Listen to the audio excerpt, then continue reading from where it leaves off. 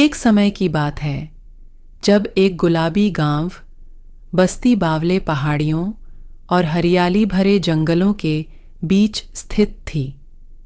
वहां एक उत्सुक युवा खरगोश रस्टी नामक था। गांव में रस्टी को उसकी अतुलनीय ऊर्जा और अतृप्ति के लिए जाना जाता था। उसे कुछ अधिक नहीं पसंद था, बस उसके आसपास की दुनिया का अन्वेषण करना, अपने साथी खरगोशों के आरामदायक गुफाओं से लेकर गांव के चौक में छाए हुए उच्च पेड़ों तक। एक धूप वाले सुबह जब रस्टी गांव में उछल रहा था, उसने गांव के मध्य में एक रंगीन प्रतीक के चारों ओर एक जमावड़ा समूह देखा। आकर्षित होकर रस्टी नजदीक आया देखने के लिए कि क्या हो रहा है।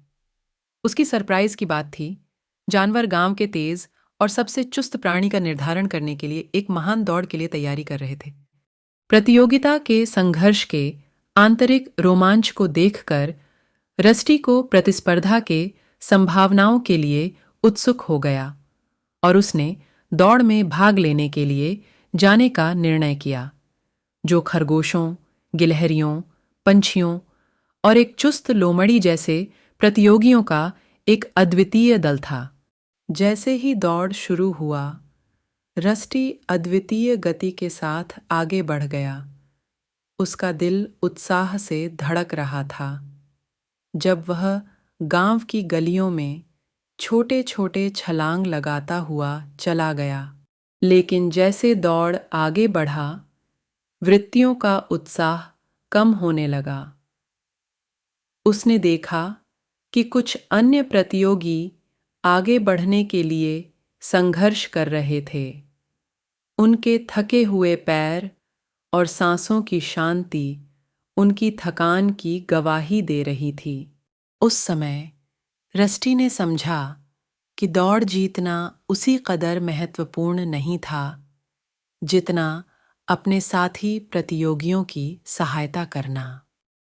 एक तय किए हुए कान के साथ रस्टी अपनी गति को धीरे किया और अन्य जानवरों को प्रोत्साहित करने लगा। जरूरतमंदों को प्रोत्साहन शब्द और जोरदार पैर सहायता देने लगा। साथ ही वे दौड़ के पत्थों और कठिन पहाड़ों को संभालते हुए चले गए, हर जानवर अपने साथी की ओर सहारा करते हुए। जैसे ही वे प्रेम में हाथ लिए फिनिश लाइन को पार करते हैं, भीड़ अभिनंदन और तालियों में विस्फोट हो गई। यद्यपि रस्टी ने दौड़ नहीं जीता था, लेकिन उसने गर्व की एक गर्म चमक महसूस की, जानते हुए कि उसने अपने साथी प्रतियोगियों को सफल बनाया है। और जैसे ही वह अपने दोस्तों के मुस्कुराहटी चेहरों को देखता है, रस्टी को महसूस होता है कि दौड़ का असली आनंद विजय में नहीं, बल्कि साथ में आया हुआ सौहार्द और साझेदारी में है।